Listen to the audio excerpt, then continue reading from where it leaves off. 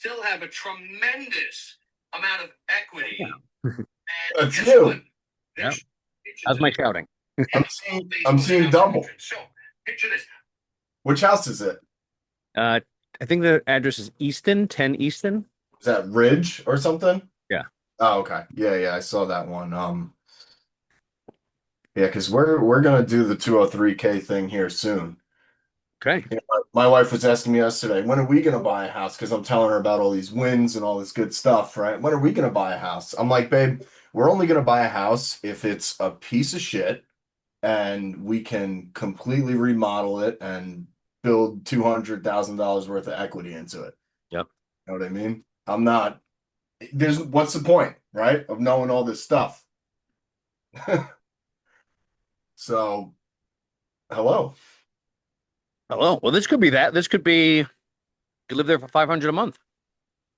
Oh, is it, does it have like an ADU sort of deal? It's got a second kitchen downstairs. Oh, With, it's a high ranch. I've never been to it. Okay. Uh, I'm actually going there Saturday for the first time.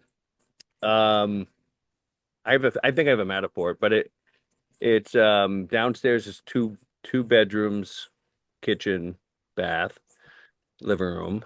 Upstairs is three bedrooms, kitchen, bath, living room, and then there's a full unfinished basement with Vanessa said outside entrance. So Oh, it's conceivable that you can live in a yeah. three-bedroom section and have two rentals right there. Yeah. That's the thing. Like with us, it is to the point, our family is to the point where like a high ranch wouldn't work anymore. You know what I mean? Like Okay.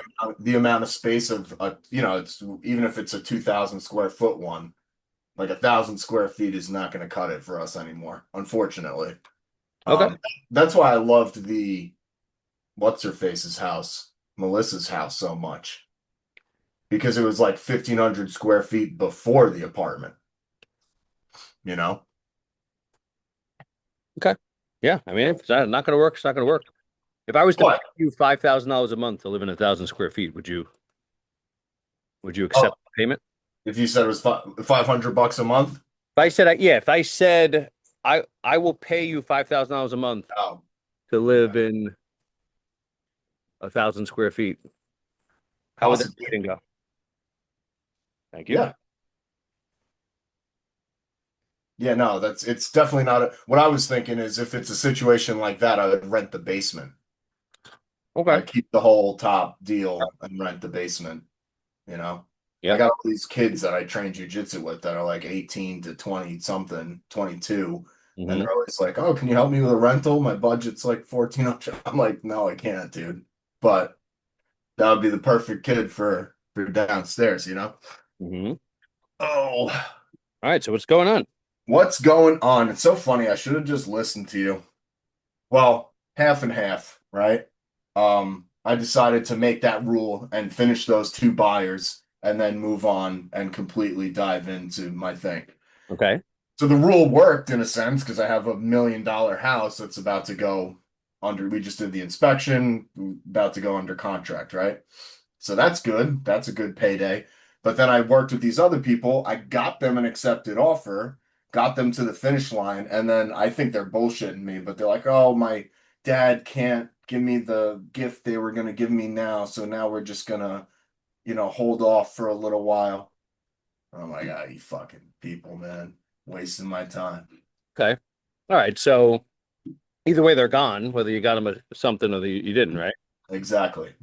Yep. So they're gone. The other buyers are gone. Um, and now we're cranking. And we're cranking anyway, because like I'm doing all the stuff I need to do when I have the time to do it. I do the buyers, I do whatever I gotta do with them. And then I still have been doing what I need to be doing, which is working out really well, I think, for me. This caller that I have, we have a daily meeting every day where we watch a training together. We break it down. We go through, I'm like building out my own custom script for it could be used. That's the thing about this sales training is it's general ideas, so it's not necessarily industry specific. So now I can use that concept to build like 3 or 4 different scripts at a time, depending on what the situation is, right? One of them's like calling a distressed seller. One of them's calling an expired. One of them's like if somebody called me off a mailer, that kind of stuff. So now but it all follows the same structure. So it very much simplifies the sales process in your mind. You know what I mean? So that's been powerful. And I'm happy to have somebody that's just enthusiastic and willing to learn. Sure. Like we get on there and she likes to say like, oh, and that's making them think this and like I should say it like this. And it's really good. And it's helpful for me too. They always say like the best way to learn is to teach, right? So that's been a very good experience lately. Have you been able to get any appointments through the cold calling? I got 2 and home light is Okay. starting to pop off for me. Nice. I'm starting to get a decent every other day, maybe every 3 days I get one, I got a guy, he wants me to come to his house, but it's been like, oh, I'm stuck in the city, so that's like a maybe, but I could be an appointment. Um, but yeah, I got that one other appointment, and then I have a couple other people that are like, we're not ready exactly right now, but like, thank you so much for the cookies. It was such a nice thought, and so I'm doing all the stuff. And then I also had one of my VAs, so I don't have to spend the time doing it. Go back into my KV core, find any contact that's ever had a note added to it, because I've been on and off throughout my career with this shit. Like, I know I need to just follow up. I know I need to do this. So I would have eras where I would actually do that. Hmm. Um, so she organized all of those, and I have tasks in there for all of that follow up. And one of the things that stuck out to me was when I was going back through it to make sure everybody had a task and everything, and then I was able to start the follow-up calls, which have been good too.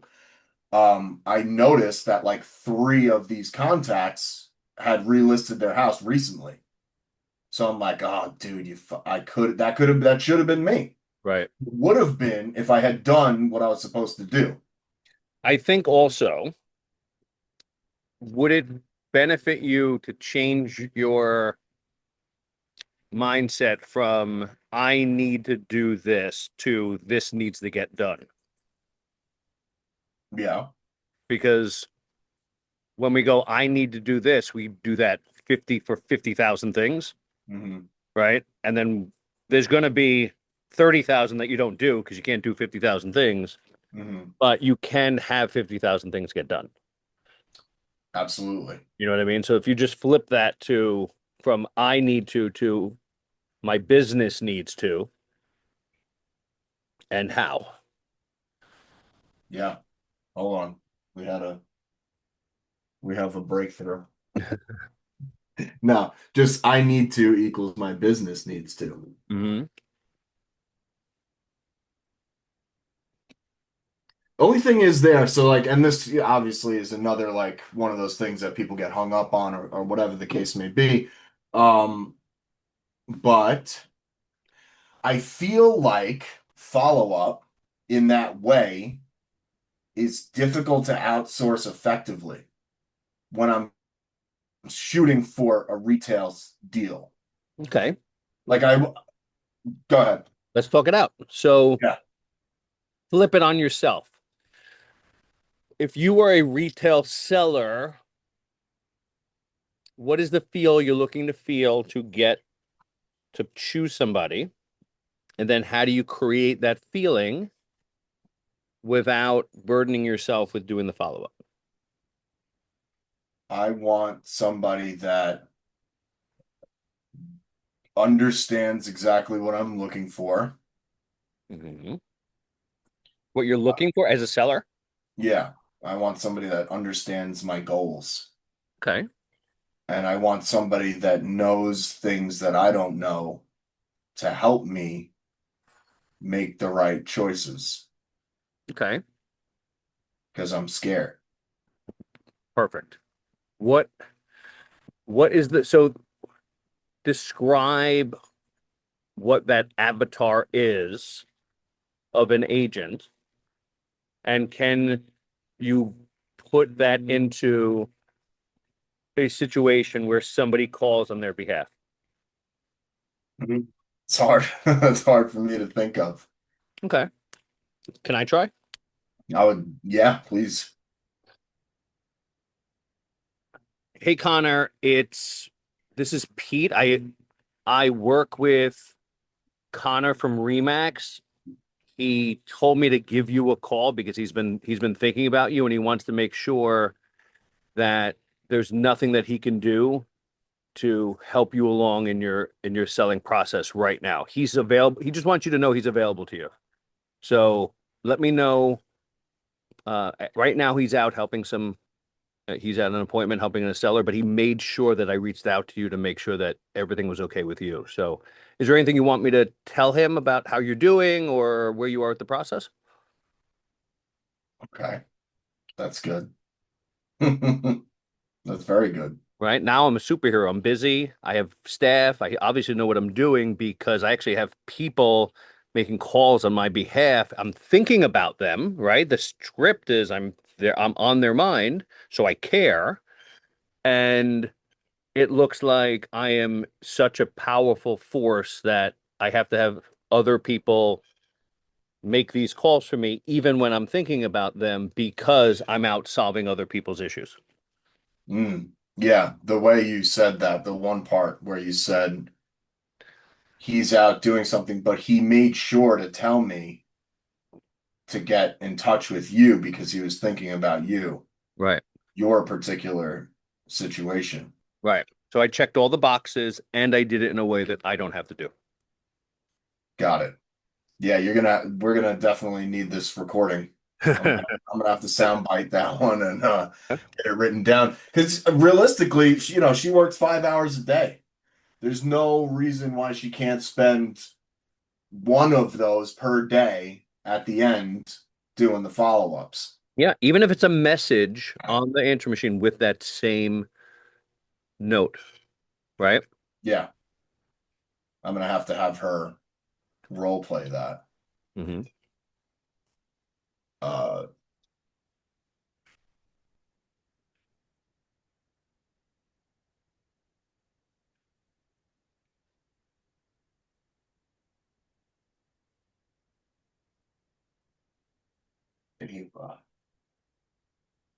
that would be good because there's a lot of them in there that are not like. There's some that are like actually very personal connection, and Hmm. then there's some that are not really that. Yeah. You know what I mean? Um, but with that in mind, I can now approach the whole process from a different perspective. You know what I mean? Hmm. She tees up the lead. I give them a call, figure out their situation, basically qualify them and timeline them, right? Try to build some decent rapport there, Hmm. then put them back into the follow-up area if they're not a now, then have her do that, and then periodically something else? Or do you think that same thing You can would build them be into a drip email. You can build them into a quarterly mailer if you think they're hot. Um, you know, through what's the website I like? Uh, I was just on it yesterday ordering something for a client. Uh, I have been adding each person to my Prospect Plus, mhm. but that's monthly. Do you think that'll get too expensive too fast? Prospect Plus to do what? Mailers monthly, Oh, okay. Yeah, I don't I mean, what's it cost you to add one person? And like what a do you, dollar. It's like $1 a month or yeah. $1.20 or whatever. They get Add it's them. like the panoramic postcard, the real big ones that are so annoying that you Yeah. can't look at it. If you think they're super hot, you can add them for like 120 bucks. You can add them like a quarterly gift too. Okay. I just made 100 grand from after, from putting somebody on a quarterly. Quarterly gift is the website you were thinking of. Well, that's not the name of the website. I gotta find it. No, no, I know. I But mean, but yeah, yeah, yeah. that's But yeah, let okay. me see. I was just in it. I keep, That's have you I feel like you've told me this one before. yeah. Oh yeah, Client Giant. That's it. Yep. Client Giant. Yeah.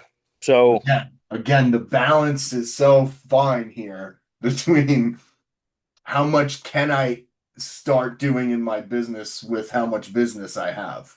You know what I mean? Like I want to do the full fucking thing. You know what I mean? But like there's some days where I'm in a point right now where I'm waiting on the hail site closing. And mm, like I got these clients that are about to go under contract, and I'm like, I don't know if I can spend 150 bucks on uh under contract box right now, and like some other things, you know. yeah, I I get have, it. so it's like hard to keep it consistent. But you can add it to your SOP, like once you hit a certain level, Yeah, and then have a heat level in which that thing gets deployed for prospects. yeah, You know, you have a really good rapport, you have a really good, like it feels intentional that they're going to stick around, but they're 6 months out, they're a year out. hmm Um, you know, they could be cousins, they could be, you know what I mean? Like it could be whatever it is that you know you feel really confident that if you keep the rapport, it's a win, then that money's well spent because it could also lead to referrals too. 100%. Yeah, yeah. As you're saying that, I forgot to text somebody back, so I got to make sure that she's one I've been working on for a while. Barely working on. I mean, she just loved me from the rip. Um, Here's the top of mind. You see this? yes.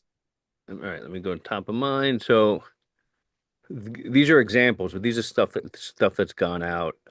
Taste of Spain experience, receipt book, Mediterranean spice blend. Oh yeah, and he actually my guy actually commented. He goes, you know, we're using you even if you don't send us spices. And I'm like, I like you know, like it stuck out for him, you know. Yeah, yeah. That's And he's been on that campaign for 2019 is when I sold. He bought the house, oh, okay. you know. So I just put him on there because it was a high end house. I'm like, you know, I have like a bunch of people. I got to start adding more people, but I have a bunch of people on there that fit the bill, and like it definitely creates referrals. Like all those people are referral sources. Yeah. Um, but yeah, you could see like, and it's very like there's a little note in there. It says from from Pete. You know, hmm example of message included. Make every day. So this is a basic dry bag, whatever that is. Yeah. But it's about adventure. You know, it's got a little, question game. Okay. Yeah. Yeah, no, it looks like great stuff. And then I guess they got the upgraded one. Oh, a Lux iced tea set. How the fuck do you make iced tea luxury? I don't know. How much is this one? What do you do? Yeah, that's $300 for the year. This one is 150 Got it. for the year.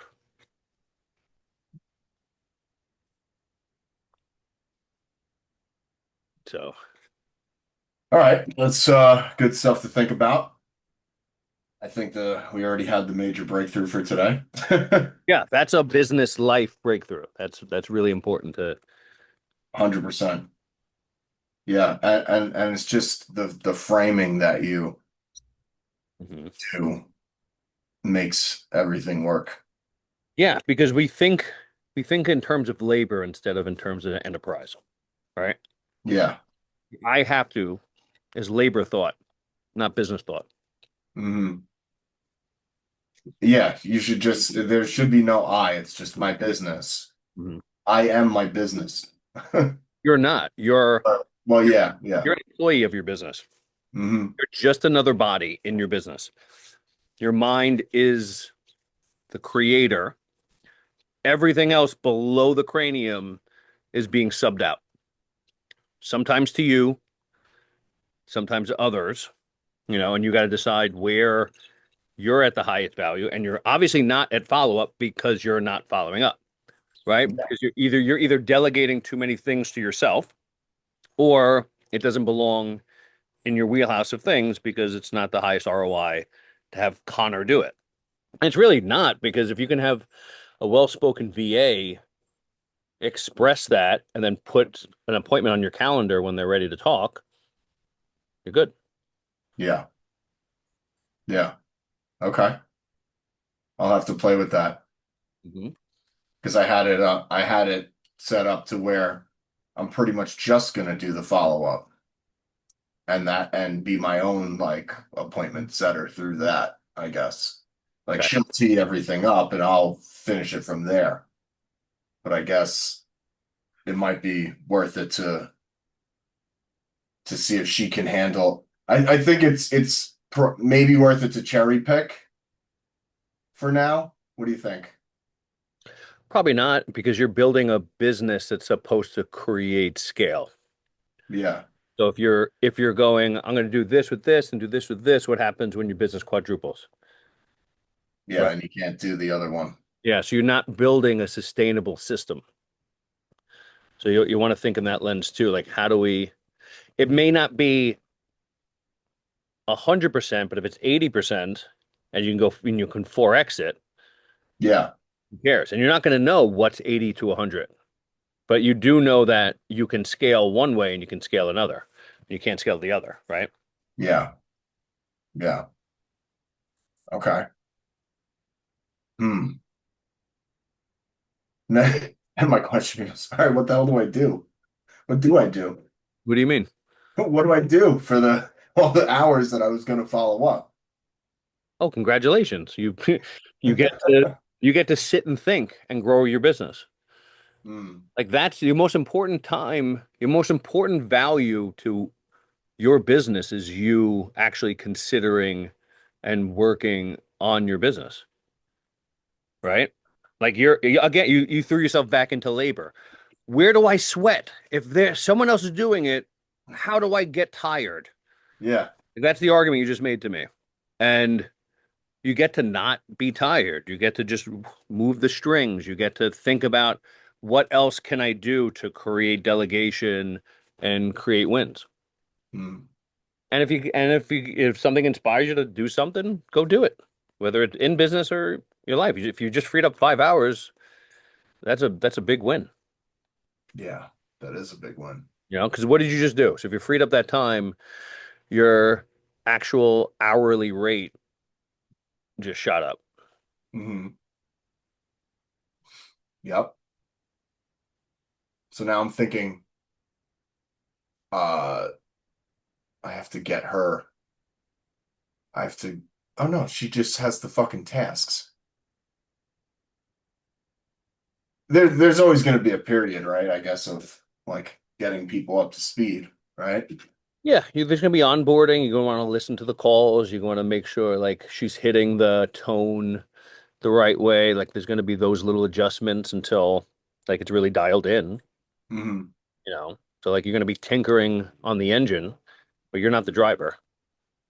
Got it. Yeah. Okay. That helps a lot. Now and I'm meeting with her in 7 minutes. Nice. All right. So that's perfect. Yeah. All right. I got my golden nugget for today. All right. Well done. Yeah. Um, the other thing I'm trying to figure out is like what other lead channel should I be going after? Like I don't want to do too much at once. You know what I mean? I want to actually get certain things dialed in. Like if I'm doing calling and mailers, I want to get them dialed in so that they actually work before I go moving on to some other shit. Well, let's Or start with, do you have what that means to be dialed in? to where it's actually producing. Oh, I know, but like what's the measurement? Do you have your actual equation that tells you if it's dialed in? Not really. There you go. That's what you do. You got to define your standards first, like whether you got to make sure you're hitting a 4x ROI or like whatever standard you want to set to measure. You're not going to know if you're dialed in until you actually set the standards of what dialed in is. Yeah. 4x ROI. You think that's a good one That's pretty standard, is like that's the target when you're investing in this sector. in business and stuff in this business? Yeah. Okay. So what does that look like? Realistically, 4x ROI for this for me to spend $1,000 a month for her is really only one listing every 2 months. Right. But that sounds like And you probably need to go 6, 7 months, 8 months to know if it's whether you're hitting the 4 times ROI or not. And then if you're hitting 8 times ROI, you're going to get three more of these people, right? yeah, Until that there's going to be at some point diminishing returns, but you get to find out where it is by ramping it up. got it. So if I start to get one listing per month from this lady, then start to allocate those funds to A second person. scaling it or making Yeah. or having her work 8 hours a day.